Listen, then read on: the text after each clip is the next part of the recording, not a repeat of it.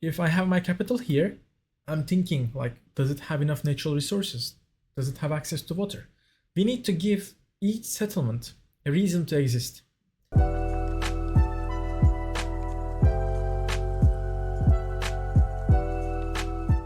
Hello and welcome back, fantasy cartographers. In this episode, we will be adding settlements to our map. Starting with the basic shapes. This is probably the most classic and easiest way to add cities and settlements to our map, because we are just sticking with some basic shapes like circles, squares, and stars. And I'm sure you are pretty familiar with these already from some books and movies, or maybe some history lessons. So we probably easily see that the star is most probably the capital. And depending on the size of the dot or square or how many circles they have around, they will represent different sizes of settlements. We also have, if we don't go with the shapes, illustrations. And yes, there are different types of illustrations, like depending on detail amount, it can be more minimal, it can be more detailed, but basically it doesn't change the fact that they are still illustrations that represent those settlements with some structures like towers and houses.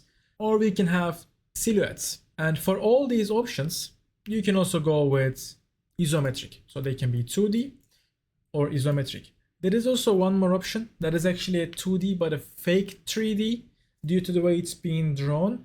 But again, still doesn't change the fact that it's an illustration and it is a 2D drawing. If you want to keep things simple, you can go with shapes, especially in the beginning, especially if you're also drawing it yourself, because as you might notice, the tutorial can be also used for other methods of making maps, because it covers the basic idea, the general rules. So for making it simple for yourself, you can go with shapes. And if you will go with the illustrations, what you have is to repeat them or to change them every time. So what do I mean by that? For example, I may be using the same house or same type of drawing to represent the same thing, like town, city, whatever. I also maybe potentially use different houses, different things. All of them will represent the same culture, but every time I'm changing the drawing a little bit to add more color to the map and reduce the repetition. So if you are going with the illustrations, they can repeat just like the shapes, or they can change every time you move to another place. Changing them will require you to put more effort into it. So depending on which one you like, you can choose.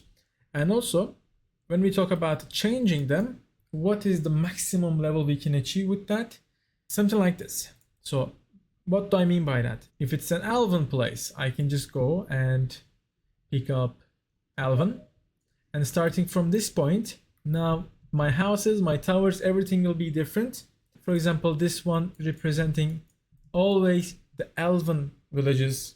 I can change even the Elven ones every time I go to another place like this. This is also Elven village, this is also Elven village. You know, play with it. See which one you like, see which one takes how much time, which one fits your time management more, which one fits your liking more. This will be the core idea of categorizing the settlements. The same thing will apply for the isometric. Let's repeat now. We have shapes, we have illustrations, we have 2D and isometric.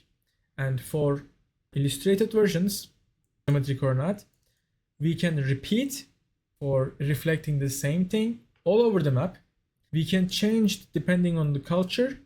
After we change it depending on the culture, we can still repeat the same, but being consistent in that culture, in that style, like all the desert towns are the same, all the mountain towns are the same, all the Nordic towns are the same, all the Elven towns are the same. Or we can go to the max level, which is change it every time. Different culture, also changing the settlements on every time. So this is going to cover how we can add the styles of settlements we can add to our map.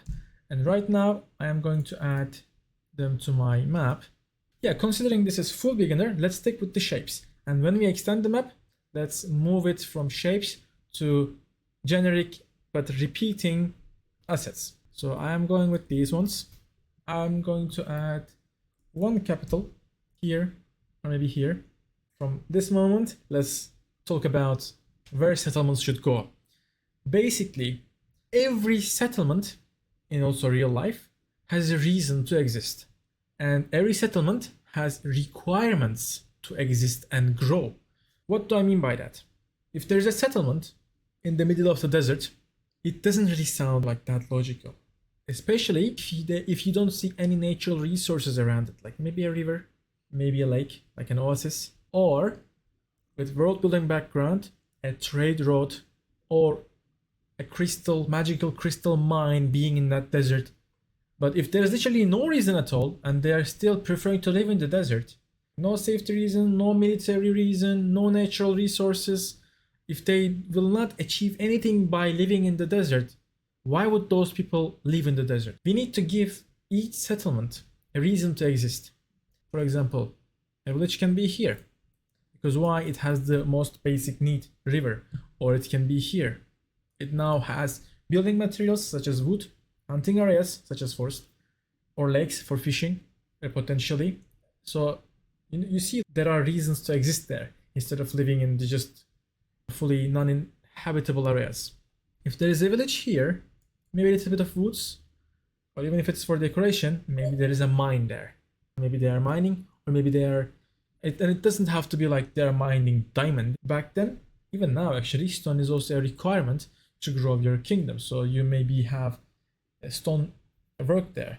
Of course, it can be also iron and stuff, other things. If I have my capital here, I'm thinking like, does it have enough natural resources? Does it have access to water? Does it have access to any mines, any other natural resources? Or does it have any magical reason to be there? Is there any trade road that goes there? Is there any military reason? Right now, we only are working on one map and one small island, so we don't see all those options. But when you're working on a world map or bigger maps, more reasons will pop up. You will be like, wait, I cannot put my capital here because then it will be so close to those forts of other kingdom, which would be a threat, especially if they wanted to invade us, right? So we're gonna think more aspects of placing them. But still, the same thing apply. Reasons to exist, reasons to grow.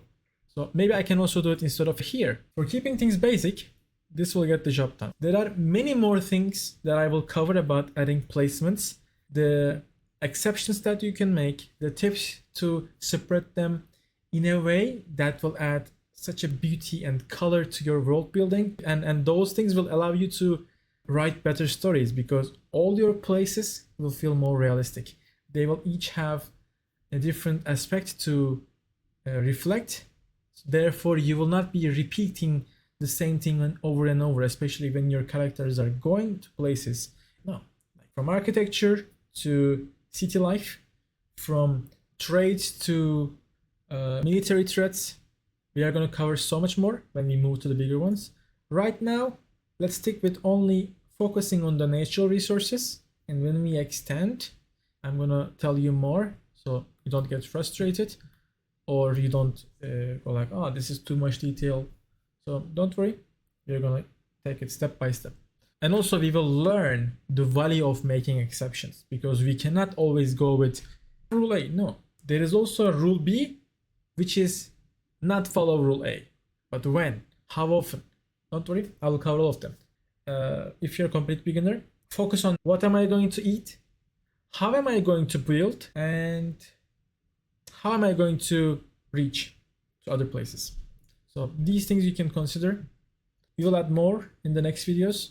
Another thing to note, you maybe noticed when I'm placing the settlements, start from the big ones and important ones, such as capitals or the ones that are extremely important to represent on your map for your stories, and then move on to the less important and smaller ones. So followed up by cities and maybe then major forts and towns and then villages.